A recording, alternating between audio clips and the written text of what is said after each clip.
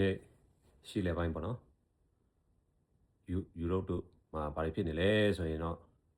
စပိန်အဓိကတော့စပိန်သတင်းတွေကတော့တောက်လျှောက်တက်နေတာပေါ့နော်စပိန်နိုင်ငံမှာဒီမော်ရိုကိုနိုင်ငံကနေပြီးတော့မှသူနဲ့ဟိုဘက်ကနေဒီဘက်ကနေဆိုတော့တိတ်မဝေးတဲ့နိုင်ငံဆိုတော့သူပုတ်တွေစီးလာတဲ့ရေကူးပြီးတော့စပိန်နိုင်ငံတွေကိုဖြတ်လာတဲ့လူပေါင်းကတရက်တည်းကိုပဲ9000ကျော်6000နီးပါးလောက်ကိုဝင်လာတာပေါ့ဝင်လာတဲ့အကြောင်းကလည်းဘာလဲဆိုရင်တော့အဓိကစပိန်အခုလက်ရှိအစိုးရပေါ့နော်အာဏာရပါတီကသူတို့ဥပဒေတခုပြုလုပ်မယ်ဆိုပြီးတော့မှကြေညာလိုက်တဲ့အတွက်ကြောင့်မလို့ဝင်လာကြတဲ့လူတွေကများတော့ဗောနော်စပိန်နိုင်ငံမှာအခုကပါသူတို့ဟိုတလောကပါကြေညာလိုက်ဆိုရင်တော့သူစပိန်နိုင်ငံထဲမှာရှိပြီးသားဗောနော်ဒီအထောက်ထားမဲ့တဲ့လူတွေတော်တော်များများကိုသူတို့ကအထောက်ထားတွေလုပ်ပေးမယ်အဓိကတော့ခုံငွေတွေပါတယ်ပြန်ရအောင်ဗောနော်သူတို့ cash သုံးတာတွေအဓိကတော့သူတို့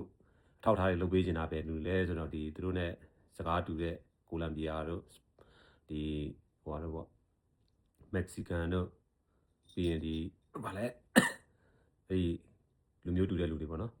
တော်တော်များများသူတို့နိုင်ငံထဲမှာအလုပ်သမားတွေနဲ့လုပ်နေကြတယ်တရားမဝင်လုပ်နေကြဆိုတော့သူတို့က cash သုံးတာပေါ့နော်ဒီ cash လုပ်တွေပဲလိုက်လုပ်နေတယ်ဆိုတော့အစိုးရတဲ့ခုံငွေမရဘူးဆိုတော့သူတို့ကတရားဝင်လုပ်ပေးလိုက်မယ်ဆိုပြီးတော့မှအထောက်ထားမယ်လို့လုပ်ပေးမယ်လို့ပြောတဲ့အချိန်မှာဒီမော်ရိုကိုနိုင်ငံကလူတွေလည်းမှရှိတော့ရှိတာပေါ့နော်ဆိုတော့အဲ့ကနေပြီးတော့မှသတင်းတွေအဲ့လိုမျိုးတွေ social media မှာပြန့်ပြီးတော့မှမော်ရိုကိုကနေပြီးတော့မှလူတွေကစပိန်နိုင်ငံထဲကိုအတင်းအဓမ္မဝင်လာတာပေါ့စပိန်နိုင်ငံထဲဝင်သွားရင်တော့စပိန်နိုင်ငံထဲမှာတော့ဒါအထောက်ထားရသွားပြီဆိုရင်တော့စပိန်နိုင်ငံကနောက်ပိုင်းရှောက်လို့ရတယ်လေဥရောပနိုင်ငံဆိုတော့ဒီဥပဒေရစပိန်နိုင်ငံသားရှောက်ပြီးသွားရင်တော့ဒါဥရောပနိုင်ငံတွေထဲကိုရှောက်သွားလို့ရပြီပေါ့နော်ဟိုဗီဇာမလိုဘဲနဲ့ရှောက်သွားလို့ရတယ်အဓိကတော့စပိန်နိုင်ငံသားဖြစ်ချင်တာပေါ့ဆိုတော့လောဆယ်မှာဒီစပိန်နိုင်ငံအခုလိုဒီသူတို့ရဲ့နေစားဖြတ်ကျော်မှုတွေကိုရော့ရဲလောက်လာတဲ့အတွက်တခြားဒီစပိန်နဲ့ထိစပ်နေတဲ့ဥရောပနိုင်ငံတွေကလည်းစပိန်နိုင်ငံကိုအရင်တော့ဥရောပအချင်းချင်းဆိုရင်တော့ဒါဗီဇာကင်းလုံးခွင့်တွေကိုပြန်လဲပြီးတော့တုံးတက်နေတာပေါ့နော်ဆိုတော့စပိန်နိုင်ငံကလာမဲ့လူတွေဆိုရင်တော့အရင်တော့ဗီဇာခွင့်ပေးတယ်ကင်းလုံးခွင့်ပေးတယ်အခုနောက်ပိုင်းမှာဗီဇာကင်းလုံးခွင့်ပေးမှာမဟုတ်တော့ဘူးဆိုတော့သူတို့ရဲ့စပိန်နဲ့နေစားဂိတ်တွေကိုလည်းပိတ်ချထားတာပေါ့နော်လောဆယ်မှာအဲ့ဒီမှာဘာဖြစ်လဲဆိုတော့စပိန်နိုင်ငံထဲဝင်လာတဲ့လူတွေတော်တော်များများကတနေ့တည်းလူပေါင်း4-5,000ဆိုတော့အဲ့ဒါကိုဘယ်သူကဘယ်လိုကျွေးမလဲစားဖို့တောက်ဖို့တွေဘာညာတွေဘယ်သူမှ volunteer တွေနဲ့ဘယ်လိုမှကျွေးမွေးမနိုင်တဲ့အတွက်ဘာတွေဖြစ်လာလဲဆိုတော့အကြမ်းဖက်မှုတွေဖြစ်လာတဲ့ဆိုင်တွေထဲမှာတင်းအဓမ္မတင်မလား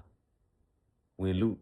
အဲ့လိုမျိုးတွေဖြစ်လာတာပေါ့နော်ဘိုက်စာအချိန်မှာအဲ့မှာဒီလိုအဲ့လိုဝင်တက်လာတဲ့အချိန်မှာလဲသူကလူပေါင်း90လောက်ကအလောဆယ်မှာရီထဲမှာပဲဒီလိုမှရီမြုပ်ပြီးတော့တေးဆုံးသွားတာပေါ့နော်ပြောရရင်တော့ဟိုထိမ့်မနိုင်သိမ့်မရတွေဖြစ်ပြီးမှအကြမ်းဖက်မှုတွေလည်းဖြစ်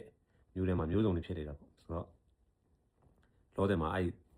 ဒီလောဆယ်မှာဒီဘက်ကန်းကိုရောက်ပြီးမှပဲသူတို့ပေါ့နော်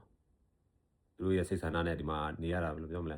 စားဖို့တောက်ဖို့လည်းမရှိပါလည်းမရှိအဲ့လိုမျိုးတွေဖြစ်နေတဲ့အချိန်မှာသူတို့volunteer အနေနဲ့စပိန်အစိုးရအနေပြန်ပို့ပေးလိုက်တာဒါ